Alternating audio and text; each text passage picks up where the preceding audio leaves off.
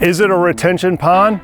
Is it a detention pond? Hello, I'm Gib Durden with Highgrove Partners. Stay tuned for answers to that and others about these important stormwater structures. Whether you have a retention pond or a detention pond, both serve a very useful purpose.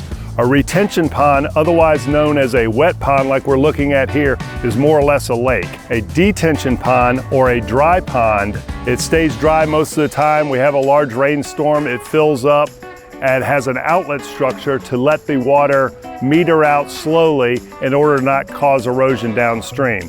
Whether you have the wet pond or the dry pond, maintenance is very important for these things, and you need to know what to do and when. So for a detention pond, really sediment control is the best form of defense. You don't want that pond to be filled up with mud and then it doesn't work properly. A lot of times a detention pond is found in the back of the property. I've seen them in woods, I've seen them down at the bottom of slopes. If they're out of sight, a lot of times they're out of mind, and that means they're not being maintained. And just like anything else, if you don't maintain it regularly, the cost can become quite expensive to get it back into code to make sure it functions properly. A retention pond, again the wet pond, is typically a focal point on the property. Not nearly as much maintenance needs to be done to that because typically that's part of your regular landscape maintenance contract.